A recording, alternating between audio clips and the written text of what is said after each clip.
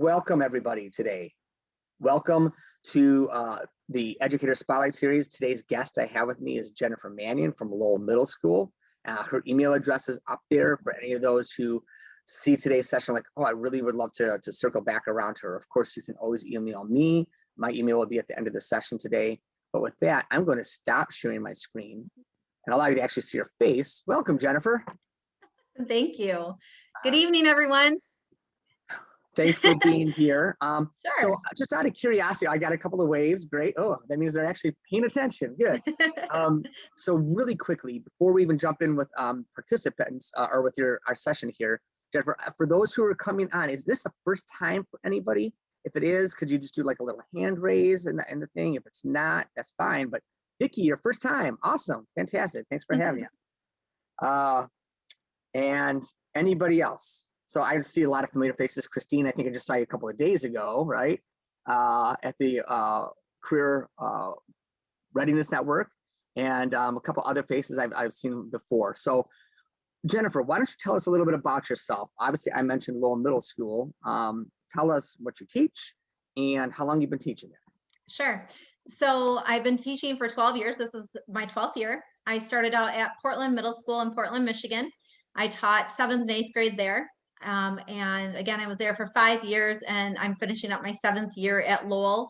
I've taught 6th and 7th grade 1 year, and then my last 6 years I've taught just strictly 8th grade. Okay. So awesome. So you teach 8th grade, you're at Lowell Middle School after being at Portland. And so the reason I asked you on is because this whole session is around Educator Spotlight. And yes, we can spotlight a whole bunch of different things, but specifically, this is about how do we help our students start thinking about their future, about their career, while still being in school. And here we're even in middle school. That is certainly, let me guarantee you, we have had elementary counselors. Middle school is not too soon to start talking about it. Elementary is not too soon to start talking about it. But you guys had a unique approach. So tell me a little bit about this program that you did a couple of years ago. Sure. So we called it Career Quest. It was an 8th grade capstone project. It started because our English department, every year we follow the Common Core state standards. And so we had a research project that we did at the end of every year. And we chose to focus on careers. And it was maybe over the course of a month and a half time period that we would do this unit.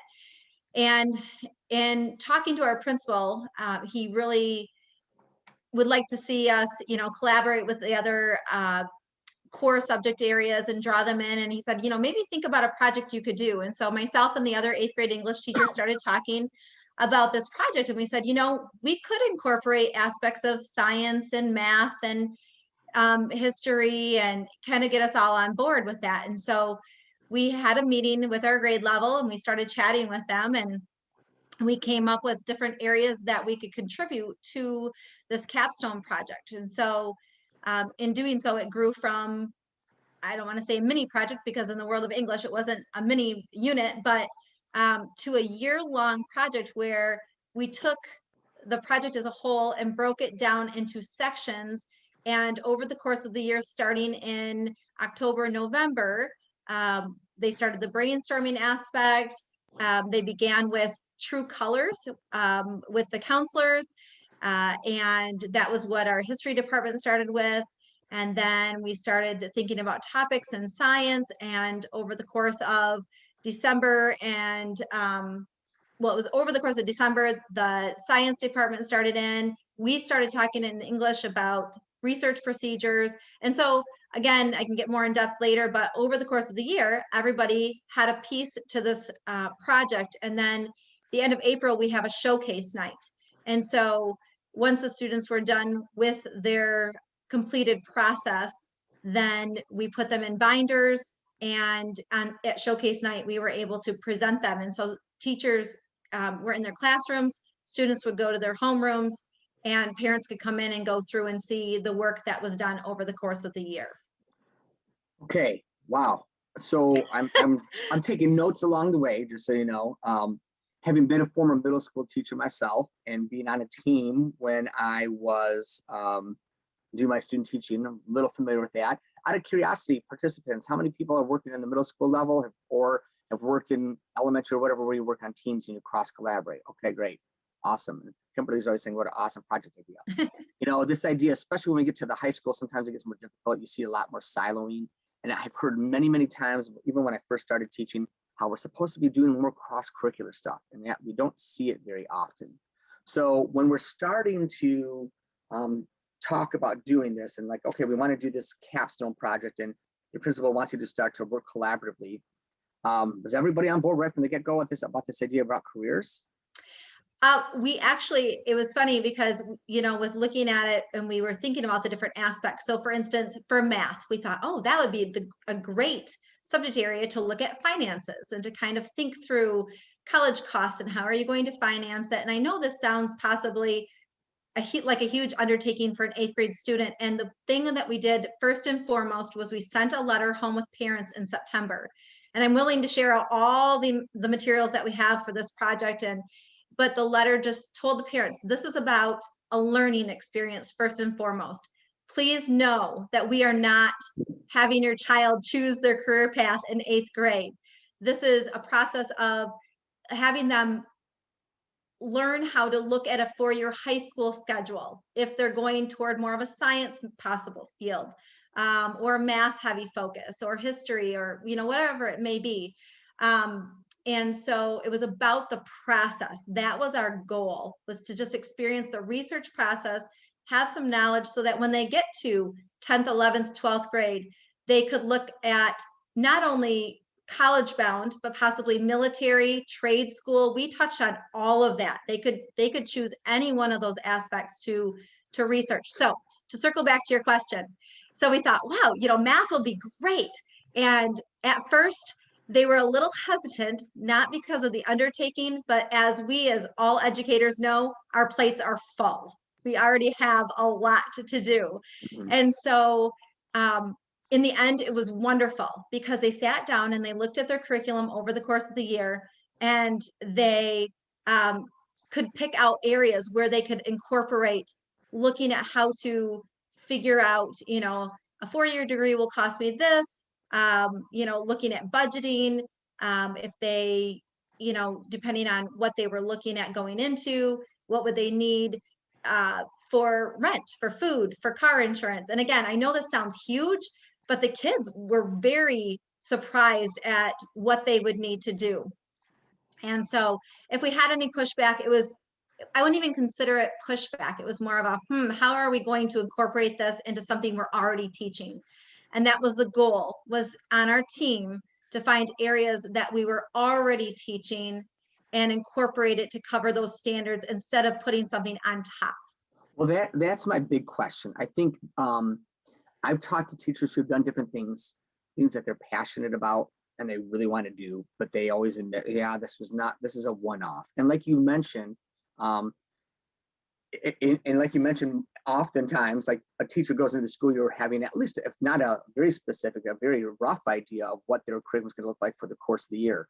So going into this, knowing that like we can't just squeeze in this one-off that's going to be this big detailed project, were each of the curriculum teachers able to find ways that it literally, really, truly did meet the standards without having, and maybe you created some new things or new different ways of integrating it, but it met the standards and you didn't have to just squeeze it in? Was everybody able to meet already pre-designed standards doing this project? Sure. The only area that I would say somewhat struggled to find a piece to it would be our history class, our American history class for 8th grade. And so what they did was, like I said, they undertook the 2 days of going through the true colors with the counselors and the presentation by the counselors. So that's how they had their piece. So everybody still had a piece. I mean, you could incorporate, having students research the history of a career if you wanted to really, pull that in. But that's how we had their piece fit. So it truly wasn't maybe a historical piece, but we needed to find a couple days to have them go through that process. And they said, hey, that's how we can participate and we can contribute. Let us take that on. So it was really, truly, I'm presenting this to you guys, but it was a team effort. It was, if I could have my whole team here with me, that would be wonderful. So I want to present that as in, it was a team effort that the idea was just kind of spawned from the English because that was, the research component. And so that's how that got started. Sure. So you had every subject contributing, and you said this was a year-long project. Well, obviously you have many standards. So this isn't something you did every single day. No. So how and when did you kind of lay this out to say to keep it so it was consistent and had some thematic and purpose and scope or sequence to it, whereas was it random? How did you kind of map that out and how it fit within each component? So what we did was we went through the year and we figured out when we needed to have which piece done. And then we looked at, so for instance, math, when they looked at their units, they did graphing and different things with the information that the students gleaned. So that pertained to one of their units. So they said, okay, our piece fits here. And so again, the pieces of information that I've shared out, you guys will have access to, but it gives you the breakdown of the timeline. So in September, US history did true colors. They went through different questions the kids had about the different areas of interest that they showed. Math also started with a mini unit. Science started in with mini lessons. That was all in September. And then we started doing mini lessons on research, just to kind of give them a little taste of different things. And then October again, there were some pieces. November, December, science came in with actual research. History did also incorporate a day a week for research. And then November through January, math again was, it just went throughout the whole year. And so again, if you access these documents that I've shared, you can see that layout. I don't want to take up too much time by going through what each of the components, but it was really neat because when each of these components were finished, they were submitted into our capstone file, into a Google Classroom. So as students completed these, they didn't have to have a separate social studies folder, an English folder, a math folder. It was their capstone folder. So when we got to the end of the project, they just opened that folder and there was everything that they've been working on. And then we could print it out and submit it. The other thing is the English department, we did what's called an iSearch report. And I don't know if you're familiar with that, but it really focuses on the process of research. So it takes them through, okay, this was my question. How, what did you know beforehand? What did you want to learn? And then the end, what did you learn? So that was my question. The next one focused on their search process. So they reflected back on the research process and they actually recorded, every time they researched, they recorded how their research went. Was it a struggle? Why was it a struggle? Was it a success that day? Why was it a success? Then they went into their actual research component where they reported out what they learned. And then they reported out what it meant to them. And then they had their works cited page. The one that we enjoyed the most was the what this means to me section of that report, because that's where students said, wow, this was a big task. It was hard. I learned a lot. Or they said, some were very honest. This was a big task. This was hard. And I mean, hard meaning, in the end, they saw everything they did and they were like, I don't know. It was an experience. Some kids said, I don't want to go into this career now. I thought I did, but I learned a lot about that career and I didn't know I had to do X, Y, and Z. Some students were like, no, I want to do this. Now I'm really excited. I want to look into the military more. I want to look into this trade. So, well, and that's one of the wins you said earlier. And I remember something you said at the beginning. You said something like, kids where you let parents know too, and the kids know that just because you're researching, that does not mean that this is what you have to do for the rest of your life. And that could probably be one of the unintended byproducts. Even though you tell that to kids, they still get in your head that this is what I'm supposed to be picking for forever. In fact, I had a coworker a few years back who had a student in your grade and was going through this, and at first I was like, oh, this is so exciting, and then, oh, my daughter, she's so stressed out about it. And so I'm sure you got the gamut in terms of that experience. But one of the things I am trying to preach is this, it's kind of a yin and a yang. We want kids to be understanding of the different career opportunities and options that are available to them. And in an ideal world, if a kid in 9th, 10th, 11th, or even 6th or 7th grade figures out what they want to do, fantastic. But the fact of the matter is, we change. Our personalities change as we grow and mature. So our tastes change, just like our tastes in food, our tastes in career and clothes and all that will change. What you were teaching the kids was not about picking the career they wanted, but you taught them the process of how to figure that out. Because if they change their mind later, no big deal. But now they know how to go about doing that. Or when it's time to say, like, this is not for me. Another thing that you mentioned was like kids deciding this is not what I want to do. I feel take that as a win. So let me ask, I'm going to put you on a spot here. Nothing that we go try to design, usually, I shouldn't say nothing, but usually nothing that we design, the best laid plans of mice and men, right? Like what did you plan that was saying like, this is what we're expecting? And what parts kind of came up to like, yeah, this did not go the way we expected it to. And if we do this again differently, we're going to do this. Sure. And again, I think this is another item that I've shared out is after we did this, we reflected each year as a team. We sat down and we said, okay, what went well? What didn't go well? What do we need to revamp? And so students in math. So math went through and they listed some different things like emphasizing students' use of math vocabulary in the responses, or, I'm just trying to kind of pick through some of these so I don't go through all of them. Is there a benefit to students and teachers being in the same class? So like a Google Classroom, should we have a shared class? And that was the very first year that was a concern. And then we revamped it for the next year. As far as breaking the project into even smaller chunks in the subject areas. How much time do we really want to put into this? If we really like this, do we want to break it down even smaller and address it even more? So those were just some of the things that overall were, looked at to revamp. Timelines, just things like that. And you mentioned, any pushback from parents. At first we got halfway through the year and we had to remind parents, hey, we're doing this. And again, we taught our other curriculum along the way. So in English, other people were doing their different components up until the part where we hit our research component later in the year. We may have incorporated mini lessons, but we just needed to remind parents that said, oh my goodness, this is just too much. This is such a big topic for my child to have to think about. They're an 8th grader. What are you guys doing? And again, we took time throughout the year to send home reminders. Hey parents, yes, you're hearing things about the capstone, come home. Please know it's about the process. Because now what we're seeing is our students that are 10th, 11th, and 12th graders coming back or sending an email. Hey, guess what? I looked back at my binder. I might have changed my schedule a little bit, but I knew how to schedule my classes. Or I'm looking at colleges now. Now I'm thinking about, am I going to do in-state tuition, out-of-state tuition? I kind of know I need to budget in some extra things there, and how am I going to pay for this? And we also opened our students' eyes to, hey, there are scholarships out there. We had students who never dreamed they could go to college because they came from lower income families, or maybe they had to be, self-fund college.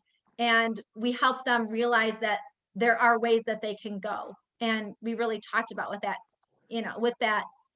them about that. And so there are so many different aspects that came into this that in the end, it truly wasn't about, here's my product. It was all about the process and the conversations that took place. That's awesome. That's awesome. Well, and when you get to the place where you're wondering, is this working? Like, did it mean, but when you say you're getting students coming back and saying, I know how to adjust my schedule now, or I'm thinking about those things, that tells you that there was some merit to this. So and I see a couple of things here. Marion said, that sounds so cool. You might not believe how many early college students get stuck or frustrated because they have not researched what I want to do. And that's so true.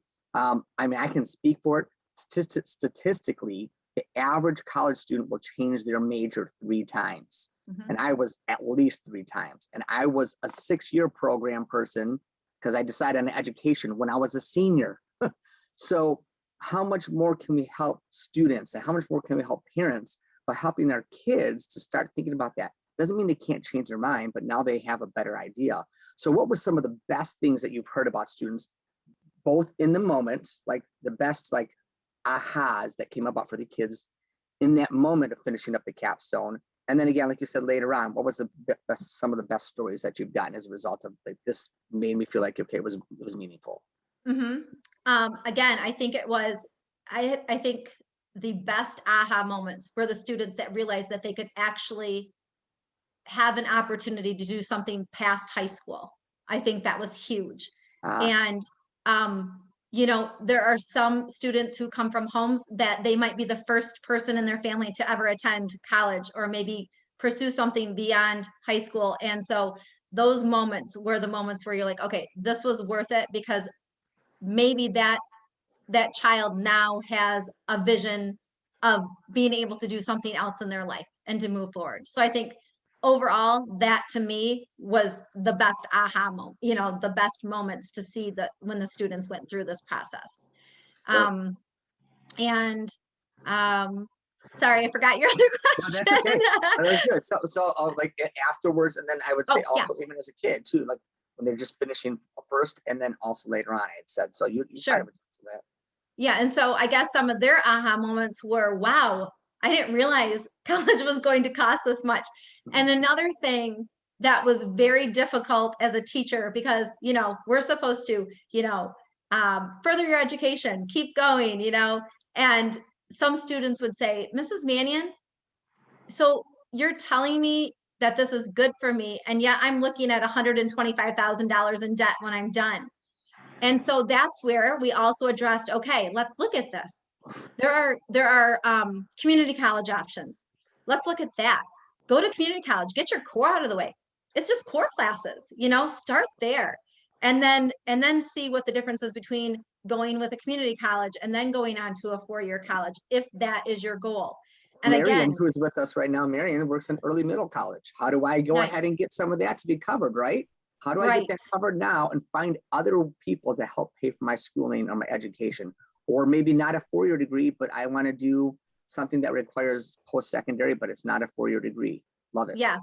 So again, it was really about opening their eyes to letting them know, that there are options out there, and it doesn't have to be a college-based option. And I told them I would never, I'm not promoting, I want them to have that debt. Because if anything, I want to show you ways in which you can hopefully not have that. And if, we talked to the students too about what courses can you take in high school that possibly will earn you college credit, or maybe dual enrollment to help you earn that too, and a lot of them had no idea. I can take college courses my junior or senior year. I can do this and have some classes, taken care of. So there are so many conversations that took place with this project. And we're in the year of the pandemic, and ultimately with revamping it again, what we did not do it this year, but because we've had every schedule under the sun.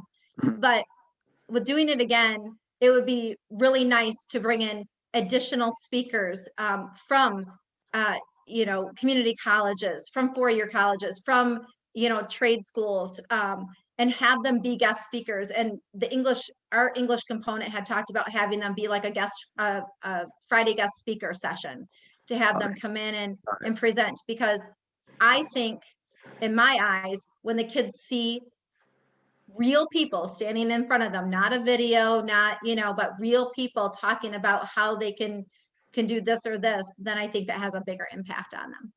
100% agree. 100% agree. I do think bringing in people authentic outside, and sometimes they're going to say the same things that you say. I say this all the time. People come in, they'll say the same things that you say, but they're going to say it, and it's like, oh, wow. Then they take it as truth. We're like, I just said that, right? It's like being a parent, right? If you're a parent. Exactly right. We're almost out of time, but this is how fast it goes. Believe it or not, we're almost out of time. I want to give a chance. I saw a couple of things. Somebody had posted a question and it said you already answered that. But for those who want to post a question in the chat, or if you're a verbal person that said, hey, I've got a verbal question, I'm going to put a link. There were 3 documents. That's how fast we went through. We didn't get a chance to show them, but 3 documents that Jennifer had already given to me. I've got them loaded into Google Drive, and I'm going to put them here in the chat. And then if you are interested, you can download and check those out later. But while I'm doing that, I'll give like a 10-second pause for anybody who has any questions for Jennifer. Kyle, are you doing that? Do you want me to pull up the final draft of a student example just to kind of scroll through and show them what that looks like? Yeah, sure. Okay. Can you see it? No, you probably have to do a share screen still. Did I do that? Okay, I did that, but oh, here it is. Okay. Okay, can we see it now? Yeah. Okay, so this is their high school plan. So they went through, they have again, this is not set in stone. We stress that over and over and over with the students.